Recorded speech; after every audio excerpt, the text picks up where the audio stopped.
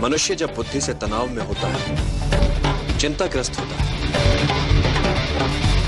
तब उसका चित्त भी संशय में होता है।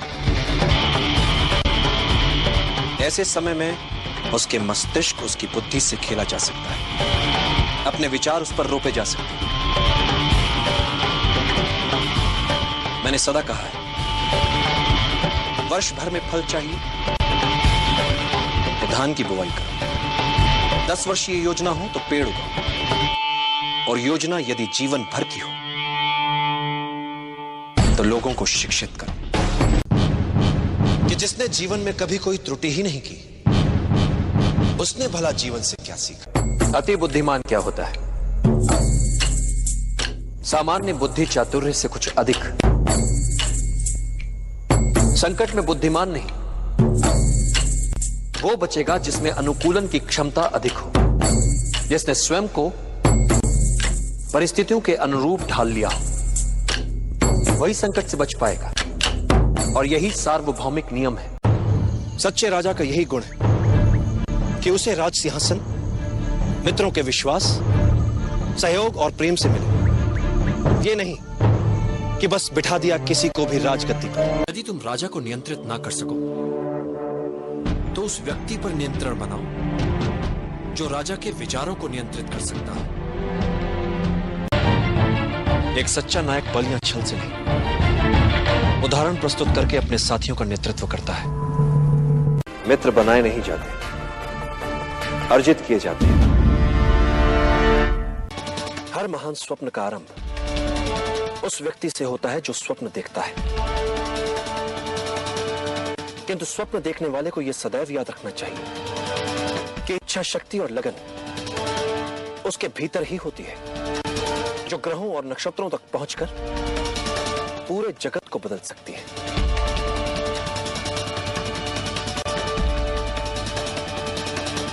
एक बात और चंद्र,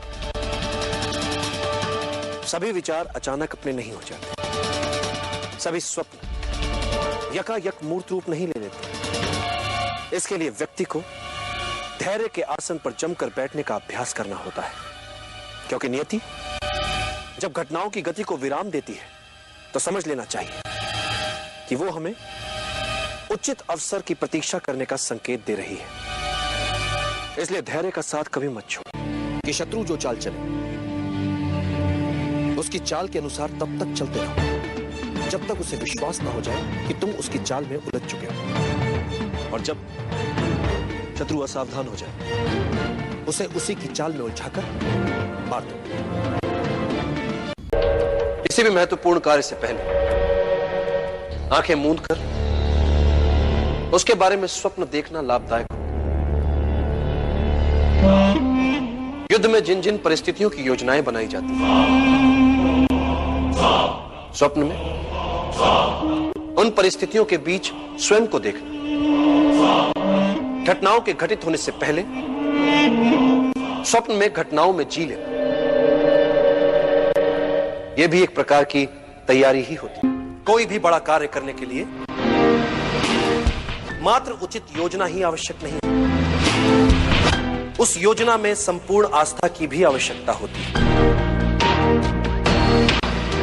योजना यदि अच्छी है तो उस अभियान को पूरा करने वाले निर्णय भी अच्छे होंगे।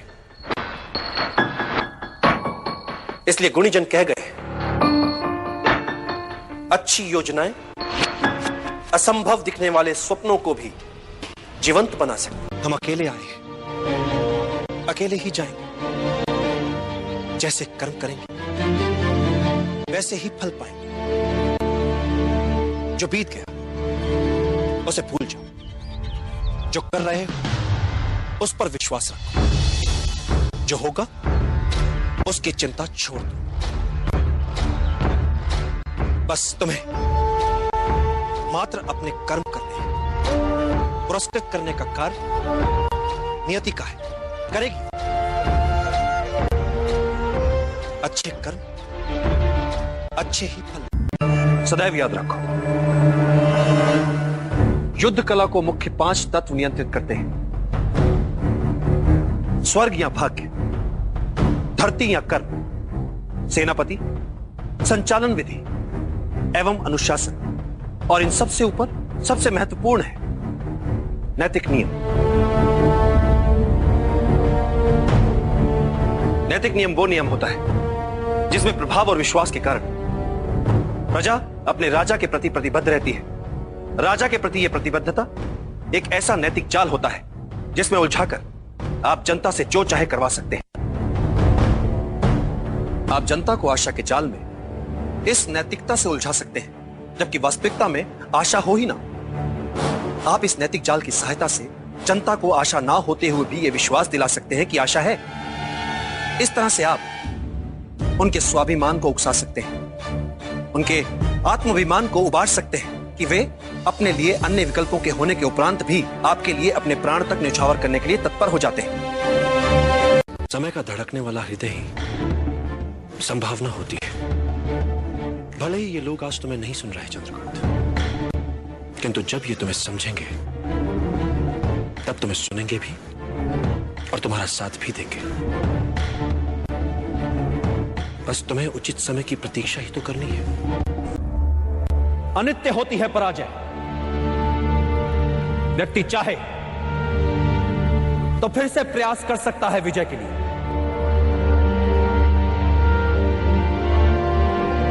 जब वो मन से पराजय को स्वीकार करता है तब वो होता है पराजित। कई बार मन से पराजय को स्वीकार करने वालों को, हार से हताश होने वालों को इस बात का पता ही नहीं होता कि जब उन्होंने साहस छोड़ा तब वो विजय के कितने निकट थे। हर पराजय विजय यात्रा के मार्ग में आने वाली एक अनुभव मात्र होती है।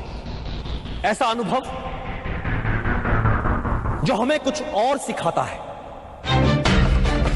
हमारी कमियां हमें बताता है, हमें विजय के और निकट ले जाता है। जब कभी हमारे सामने अचानक एक के बाद एक अपेक्षा से कहीं अधिक संयोग होने लगे तो समझ लो कहीं ना कहीं कुछ अनुचित हो रहा है। अच्छे और बुरे लोगों में अंतर होता है, आत्मा का। होता क्या है चंद्रगुप्त कि कभी कभी अच्छे लोग बुरों को सबक सिखाते समय अपनी आत्मा की मूल अच्छाई को ही भूल जाते हैं। वो बुरों जैसे हो जाते हैं। इस बारीक अंतर को सदैव याद रखो चंद्रगुप्त, क्योंकि यही अंतर मानव को पशु होने से बचाता भी है। बुरों को पाठ पढ़ाओ, किंतु ऐसा करते समय पशु मत बन जाओ। नियति तो यही कहती है कि अधिक पाना है, और अधिक पाने के लिए बहुत खतरा उठाना पड़ता है। कुछ लोग खतरा नहीं उठाते, जीवन जैसे चल रहा है बस जीते चले जाते हैं। पर जो प्रगति करना चाहते हैं, ऊपर उठना चाहते हैं, जो कुछ उनके पास है उसे दांव पर लगाने से नहीं डरते।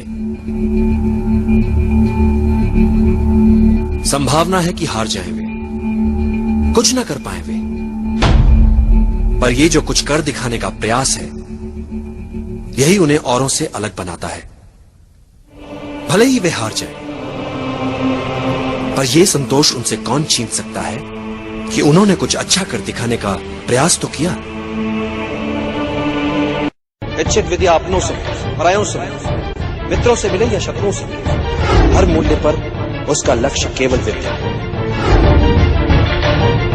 चाहे उसे मान मिले या अपमान मिले। गुरु जो सिखाए उसे सीखो। लोगों के हित को समझना, उनका विश्वास जीतना कठिन है, किंतु करना होगा उसे ये सब। जब भी लोग तुम्हारे प्रति अचानक अपना व्यवहार बदल लें तो उनसे बहुत संभल कर रहना। नेता वो है जो दल के हर सदस्य को साथ ले, उनकी क्षमताओं का उचित उपयोग ले और हर परिस्थिति का सामना करते हुए अपने लक्ष्य को प्राप्त करे। व्यक्ति को जब आगे बढ़ना होता है तो सबसे पहले वो अपना लक्ष्य तय करता है, और जब वो व्यक्ति लक्ष्य की ओर बढ़ता है, राह पर निकल पड़ता है, तो मार्ग उसे सिखाता है, संवारता है, बनाता है, और यही अनुभव उसकी पूंजी होते हैं।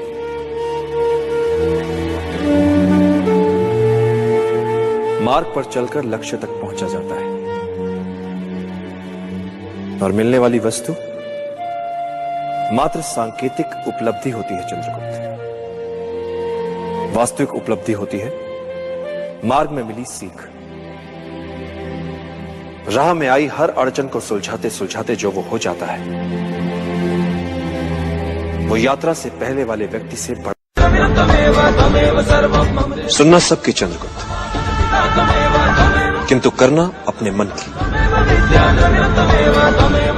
और एक बात, मित्र हो चाहे शत्रु, प्यार से सभी को जीता जा सकता है।